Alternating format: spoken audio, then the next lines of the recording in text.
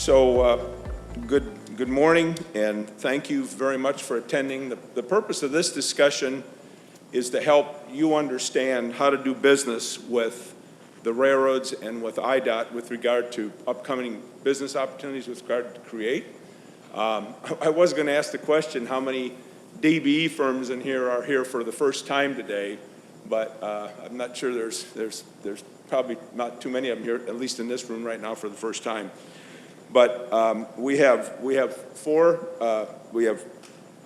six speakers here today that are going to talk to us about their program's processes, and some of them have slides, I understand, from Michael, and some of them don't.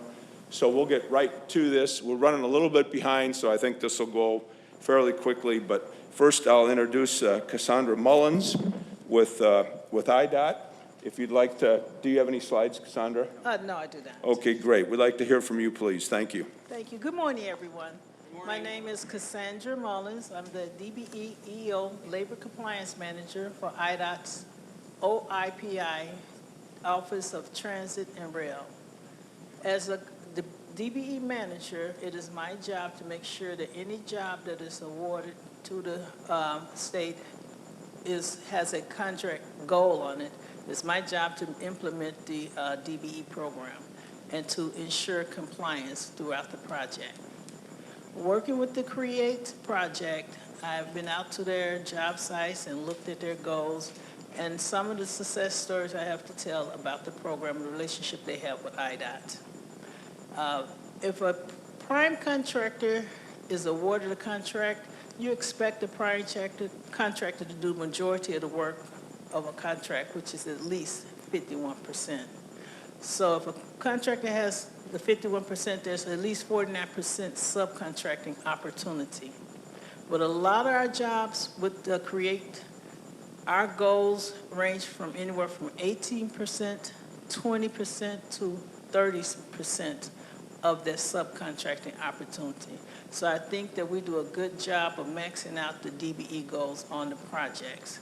And that's given employment opportunities to DBEs to do work with the railroad. Also, part of my job as a compliance manager is to go out to the job site to ensure that the workforce and the employees is settled into the job. So as I go out to the job site, I do a contact inspection report with the workforce. I talk to the workforce, and I talk to every project manager with each contractor to ensure that they are adhering to the Department of Labor's requirement of sustaining a 19.6% minority workforce and a 6.9% female workforce. When I went out to CSX job at 75th Sixth Street project this summer. All the contractors met the 19.6% minority workforce, and a couple made the 6.9% female. And I have to tell you, it's rarely that I do see females on the job site. We have that throughout the industry. But I was pleased to see two females out there. One was a heavy equipment operator, and I think the other one was a welder. But I was surprised and very pleased to see at least two females out there on the job site. We're going to always try to do more to incorporate them more into the job work world, but I was impressed to see two females. Also, when I go out there, I do an employee contact interview. I talk to all the employees to inform them about the Davis-Bacon Act and to make them aware that they are to be paid prevailing wages according to their job title, and also to tell them about the anti-kickbacks that they're not allowed, the contractor's not allowed to hold back any money or to force them to participate and purchase anything from them that's taken away from their salary. So also, when I go out there, I talk to the trainees that's on the job site, and I want to say that CREATE has done a wonderful job of utilizing our HCCTP program. The HCCTP program is the Highway Construction Career Training Program. That's where the state is in conjunction with Dawson Technical College and also South Suburban College, where they take students and they train them to work on the construction job site. I'm impressed that the CREATE has reached out to take these students and to employ them onto the job site. The state does have an incentive where we do pay $15 towards their hourly wage. But the impact that they make on people's lives when they employ these students is just so rewarding. And it's good to hear from them when they talk about them having completed the process of going to the schooling and then having an opportunity to work in this industry. So I think that CREATE does a wonderful job, and I want to continue to encourage them to do a wonderful job with utilizing our DBE program and our HCCTP program. Thank you. Thank you, Cassandra. That's very helpful. Appreciate your help. And yes, we are big utilizers of the HCCTP program. We've learned a lot. The subs are some of the subcontractors are using it, contractors are using it, and the rares have used people that have come out of that program. So it's really an excellent program in teaching basic It's an construction excellent program, skills. and I'm glad you guys wasn't threatened by the highway construction title that's associated with the program. It's fine. We understand it. So thank you. But we appreciate it. Yeah, thanks. So the next thing, one of the next big projects we will have underway here, probably middle of next year, and again, encourage you to, Union Pacific is here represented by Wes Hutchinson. He's going to talk through their procurement process, but we encourage you to talk to the UP people that are here to find out the details on that project. And it's a large bridge rehabilitation and replacement program along the Western Avenue corridor there between Ogden and Kedzie. So Wes?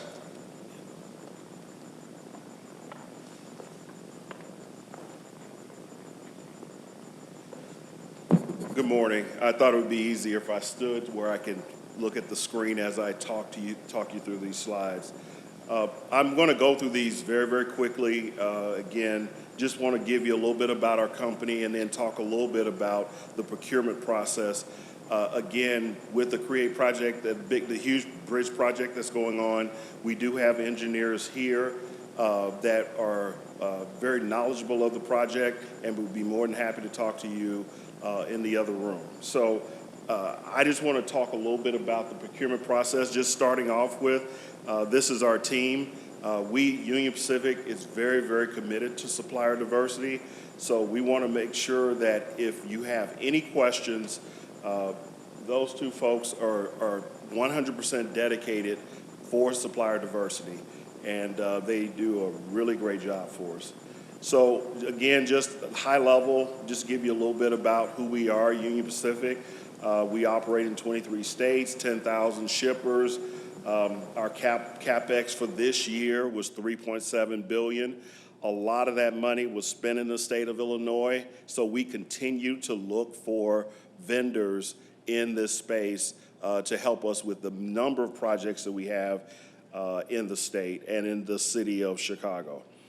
Just to give you some highlights, this is 2022 data. I know it's pretty dated, but just to give you an idea of the spend we have across our entire company with diverse vendors, $813 million. I will tell you, we will exceed that this year. We project we're going to be somewhere in the neighborhood of about $825 million this year. If you look at bid inclusion, which is something we're very proud of, every bid that goes out that's competitively bid at Union Pacific, 78% of those bids had at least one diverse supplier on it. And we hope to continue to see that number continue to go up.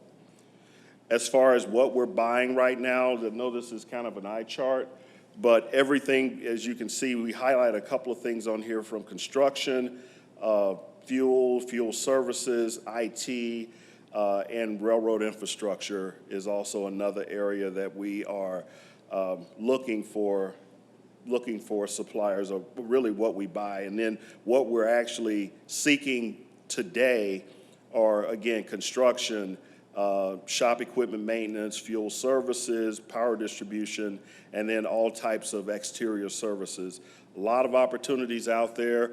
We're just looking for vendors who want to partner with UP, and we believe that it will be a fruitful opportunity for both.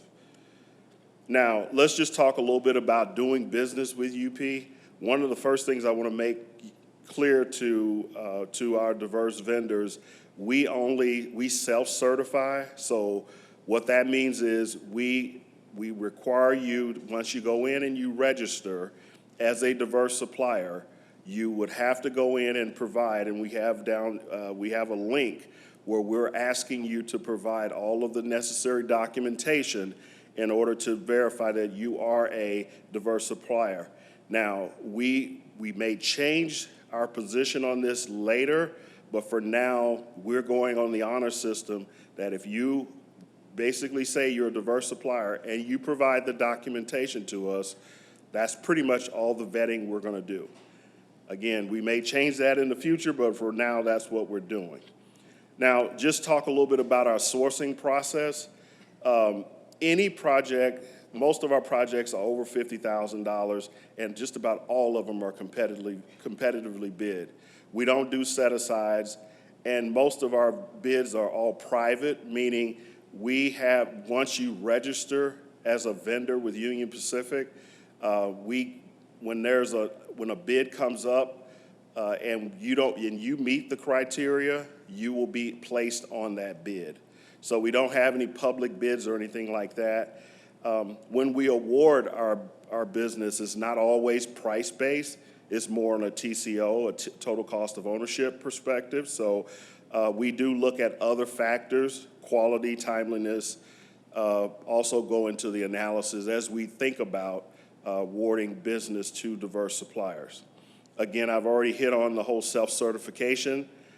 We do allow that for our diverse suppliers, and want to let the vendors know also, standard payment terms of 30 days. And then as far as subcontracting, Union Pacific does not directly get involved with subcontracting. That's primarily done by the primary contractor on that particular project. So if you're a vendor and you're interested in working on a project, you will need to contact the GC and figure out if there are some opportunities there. Now, this is one slide. I've talked to a lot of vendors, and this is a slide where we get a lot of pushback, a lot of heartburn from our vendors. In order to do business, I'll be frank with you, in order to do business with UP, there are certain requirements that are just non-negotiable. You're going to have commercial liability insurance. You're going to have business automotive coverage, and then workman's comp. In addition to that, we do require you to send all of your employees through an E-Verify system process. And then we have a new system called ISN. ISN is a new system where we hired a company to evaluate the safe practices of our vendors. So this vendor will contact you and require you to provide certain documents and training information of how you train your employees to basically be safe. You're going to be working directly side by side with our employees, and we want to make sure that you have those safe training and practices in place. We also require E-Rail Safe certification, which is basically for the rail industry is like a background check. So all of this information is out on our website, and I'll get to that on where all this information is. Everything is out there. It's straightforward, self-explanatory. We just want to make sure you have everything you need if you decide you want to become a partner with Union Pacific. I mentioned this earlier about bid notifications. Once you register with Union Pacific and you specify the services or products you offer and the certain areas of the country that the certain locations where you guys feel you can do the work, once you put that information in our system, you're automatically set up to receive any bids that come up in our system. And again, we bid out, work all over the network. I can't even count how many bids we may do in a given week. So once you go in and take the time to set up in our system, you will automatically be in the system to receive bids from that point forward. And then the last thing is how to become a supplier. All you need to do is go out and register on up.com, and then once you register, and I've told vendors this a number of times, get yourself a cup of coffee, plan on sitting down in front of your computer for a couple hours, if not maybe 3 or 4, because you're going to have to provide a lot of information to us. Once you get all of that work done, it's pretty much you're set up in the system, and everything should flow very smoothly from there. So I can wait until at the end for Q&A, but that's all I have. Thank you. Thanks, Corey. So one of the really important parts of the business here is there's the public piece, which is the create piece, and how we handle that with regard to the public bids and the documents. And then what Corey spent a lot of time on was the private piece and how they handle business. And certainly all the railroads encourage the DBE community in Chicago to understand the procurement process with the railroads and to engage if you're interested in doing work. That page that Corey listed up there that showed E-Rail Safe and showed the insurance requirements, that's very similar whether you're working on the private side or the public side. For the professional services, as you know, when it comes to professional services, there's not a cost component. It's based on your expertise and the other criteria that the railroad and the agencies determine are needed. On the construction side, it's certainly based on bid. Now, Ian, in terms of thinking about the volume of business here, Ian did mention that the railroads spend about a little over $400 million a year annually in the Chicago terminal. That's outside of CREATE. That's the non-CREATE stuff, and that's the kind of stuff, a lot of that Corey was talking about it. But you have 8 railroads here. You have 6 Class 1s, and you have Metra and the Amtrak. You have 2 passenger roads involved in that. $400+ million. So if you divide that 400 by 8, it gives you an idea that just in the Chicago area, each of the railroads are spending about $50 million a year, right? In construction, in maintenance, in all kinds of things. It's the kind of stuff that Corey's talking about here, just in the Chicago area. So you spread that out to an industry that spends some $12 billion a year in the country, or whatever the total is, and that's all over the country. It gives you an idea of the scale. So that was very good. Thank you very much, Wes. And now we'll ask Corey Bauer with Norfolk Southern to talk through their process. All right, good morning. Thank you everyone for joining. I'm Corey Bauer, Group Manager of Purchasing from NS. So some of the things I'm about to say is basically what Wes just said. So I think you'll quickly see how there's a lot of similarities between some of the railroads. Just a quick summary. About NS, we have a little over 19,000 rail miles in 22 states, a little over 20,000 employees nationally. DEI is something that we have taken very seriously, that is now woven into not only our sourcing department, but as our entire organization. The leadership, starting from our CEO, Alan Shaw, to our AVP in sourcing, Jackie Corletto. It's something that we actually really got formalized, really started moving forward with in 2021, where we hired a full-time employee, and actually most recently we've hired a second employee. Quite honestly, with dealing with Chicago and CREATE and the amount of DEI, it was only fitting to have personnel to actually focus and assist, not only from searching for more diverse companies, but actually impacting the community and the outreach for that. So far, over year since 21, we've increased our diverse spend by about 31%. And I'll say within Chicago this year, we have awarded to either a general contractor or subcontractors over $10 million so far this year. So it's been a very fruitful year for small and diverse companies with NS within 2023. So some of the qualifications, as Wes kind of said, we have a website too. There's a QR code up here if you want to scan it, but going to nscorp.com is an easy way to link up with us. Same with just emailing supplier inclusion at NS Corp is an easy one. And then that second one, sourcing construction buyer at NS Corp, goes directly to me. Requirements, like I said, Wes, E-Rail Safe is something I think is probably best. If you're going to work with one railroad, might as well start looking for it for the other railroads. That may just make it easier on you. ISN, I think we're drinking the same water as UP then, because we just got on board with them. And if that's something you have with UP, from my understanding, you don't need to buy it anymore. It's not more expensive. It's all the same. It's one cost, and as many and contractors or owners that go into it. Insurance and bonding requirements. Insurance is definitely one of those things that I think most smaller contractors get stuck on. We do have some large requirements, probably starting around $2 million for CGL. It's definitely something that we're willing to work with. You know, obviously, if you're acting as a sub, your prime can kind of back you on some of those. Same with the bonding requirements. Majority of our projects, especially in the Chicago area, just due to the large size of them, we will be requiring bonds. The other, as we have listed here, is, you know, railroad protection liability or builder's risk, just depending on what type of actual scope of work you're doing.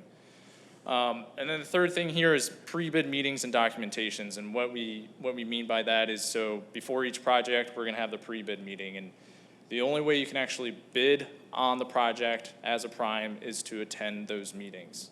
I also would recommend, if you're acting as a sub, to come out, because that's one way for you to network. That's one way for you to talk to those general contractors and actually start building a relationship. Obviously, within this industry, or just in general, relationships are going to be very important. So we try to have these pre-bid meetings as another way for you to meet and talk with general contractors.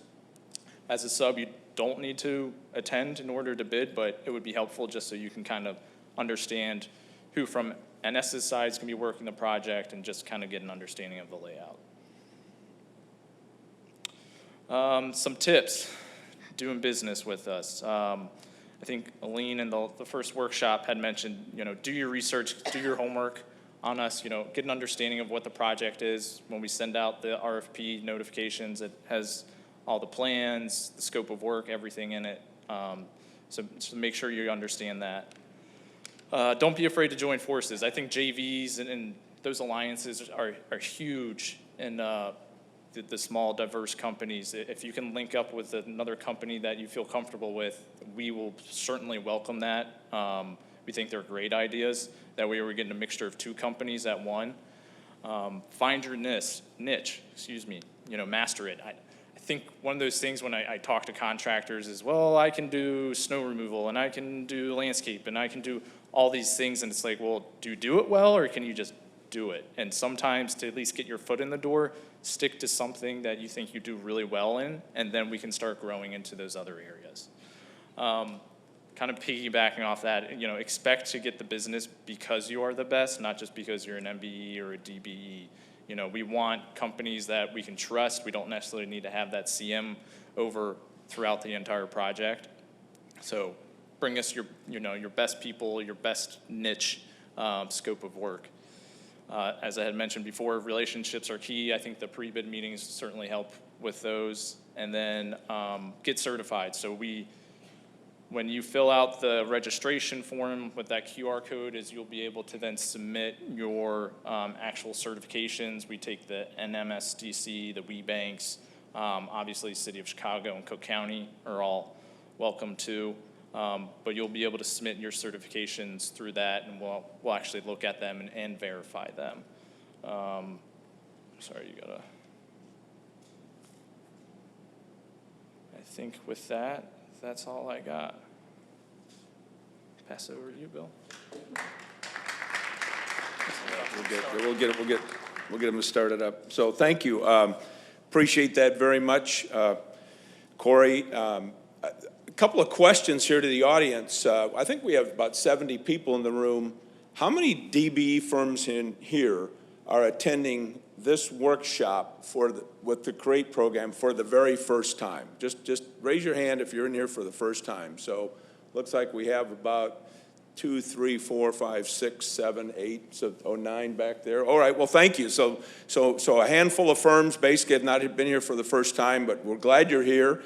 And again, as was mentioned by the speakers earlier, They'll be in the networking session here in a few minutes. What we're going to do is we're not going to take any questions in this session.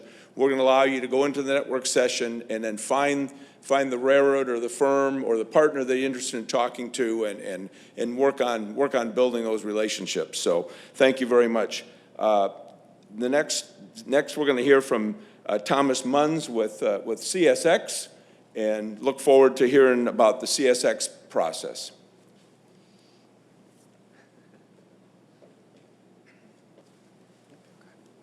All right. Yes, I'm Thomas Munns with CSX. So doing business with CSX is very similar to the other railroads. We have a lot of similar requirements. E-Rail Safe, which was mentioned, ISN, Networld, and then our insurance and bond requirements as well.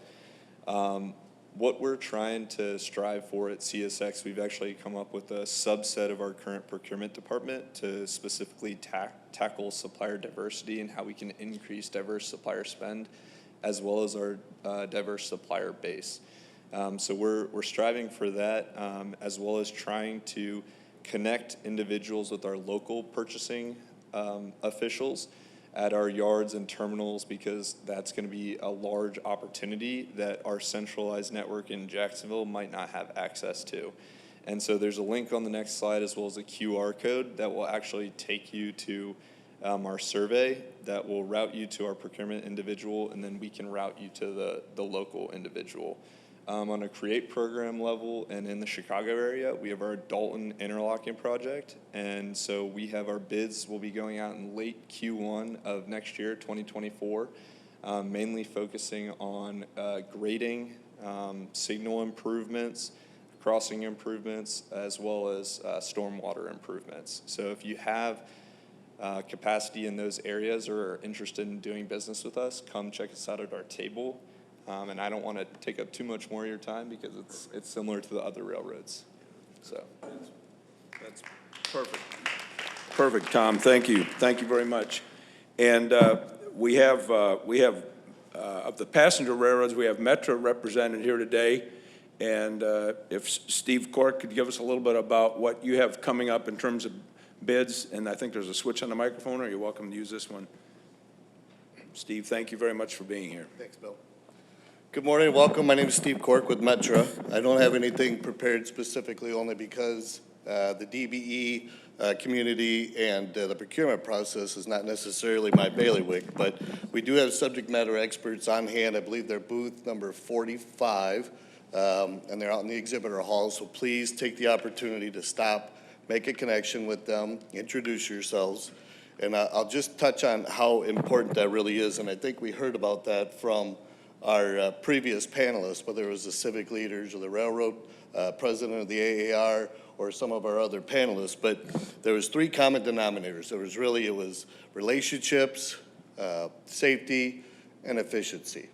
And if you take that time this morning, as I saw Bill had to raise their hands, it looked like there was almost a dozen folks that this was your first opportunity to be introduced to an event like this. I can't stress anymore the importance of having the opportunity and putting yourself out there, engaging, whether it's my colleagues and peers from the Class 1s or our Metra folks, at how critical that could be for success going forward. So thank you. Number 45 for Metra, if you have any questions.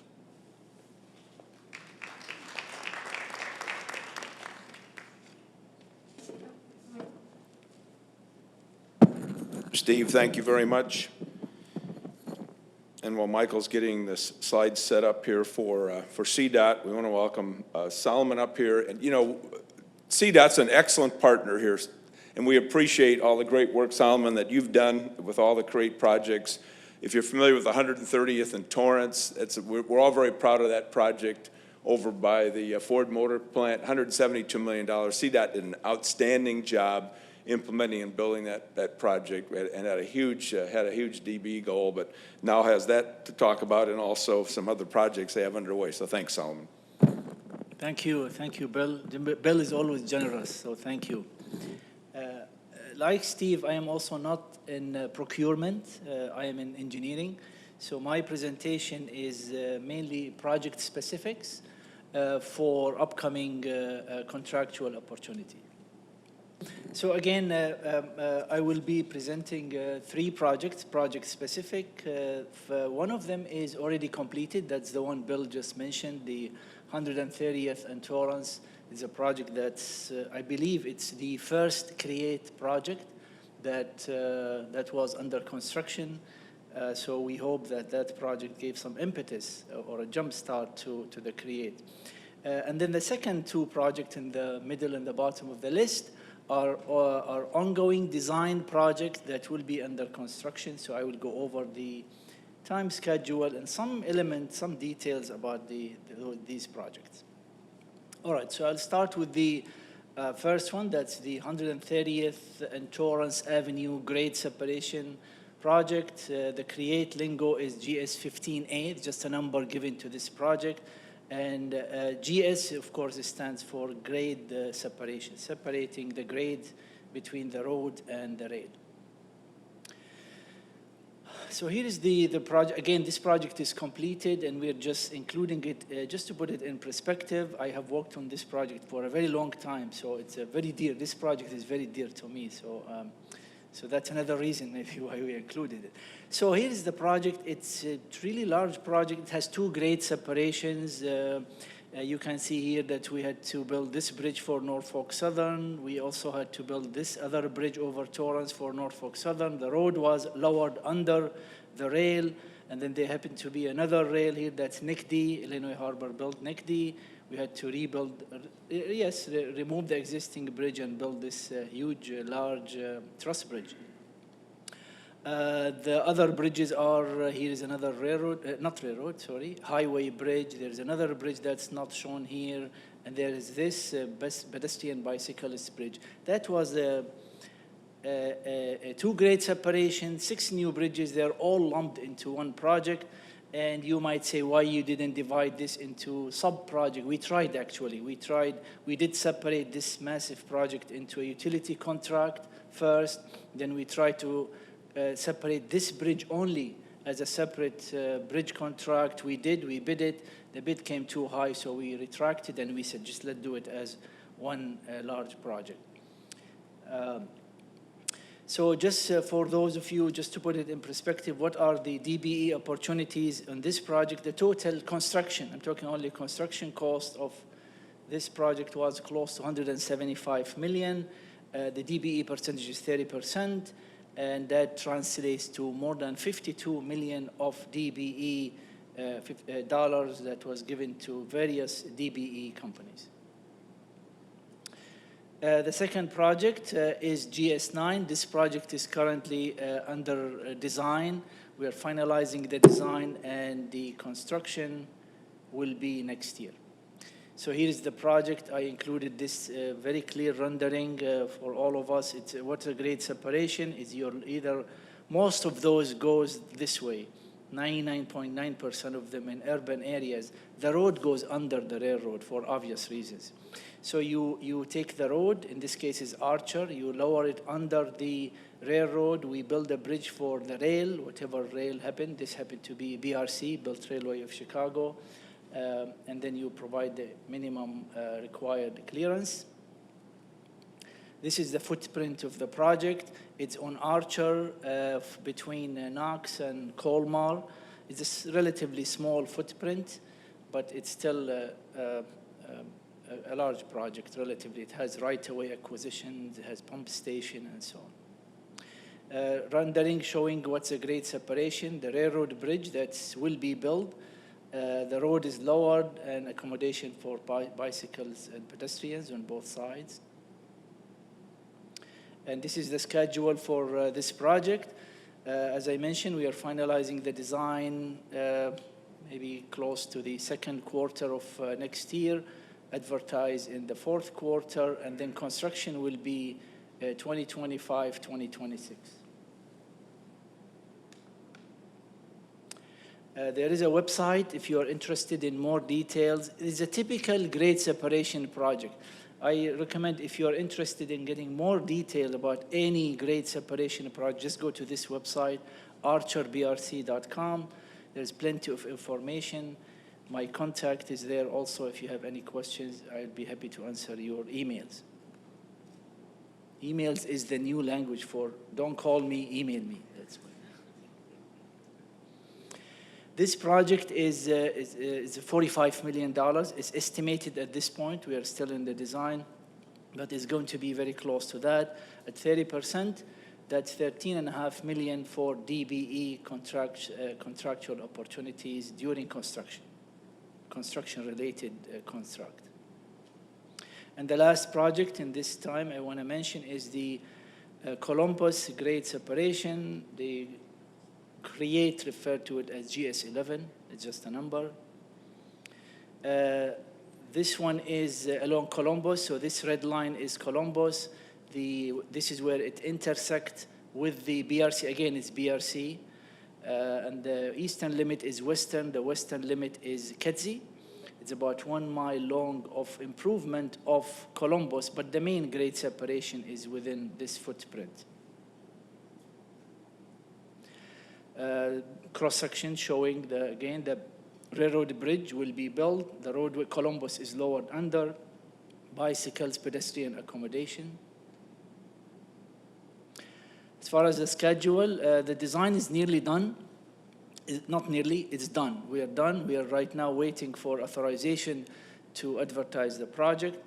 We will advertise it in this quarter of this year, and then the construction will be 2024 and will be completed in 2025. And as far as the dollar amount, GS11, because it's a diagonal, the BRC crosses Columbus at a diagonal angle, the bridge is longer, there are yards on both sides, so the cost is close to $70 million and 30% again for DBE, and I think the number is close to maybe less than 20 million. Okay, and then the last slide is, it just shows the typical contractual opportunities for contractors. And if you, maybe I could summarize that slide by saying it has everything. It's not only rail, even though it's GS grade, but it has everything you can think of: concrete, steel, fencing, removal, demolition. And of course, it also have construction management opportunities for DBE company. Thank you. Thank you, Solomon. We looked, for some reason, we lost our connection here between the source and the projector, but anyway, so I just wanted to highlight again that for your benefit, for the benefit of the audience, Union Pacific has the West Side Gateway, what we call the WA1 project, that is in design right now, and that'll be bid next year. Corey talked about Norfolk Southern's process. They have the Pullman Junction project, which will be bid next year. Tom talked about the Dalton project with CSX and the type of work. He got very specific there with the requirements. I know Steve is working on, and Metro will bid that Rock Island Bridge raise here in the not too distant future. And then Solomon talked about the 2 grade SEPs that they have coming up in the very near future. Excuse me. So thank you all very much. Let's give them all a round of applause. Thank you. So we invite you to, if you have questions of these individuals or their firms, please go to the networking session or maybe catch them on the way out the door. But we thank you all very much, and this concludes this session. Thank you.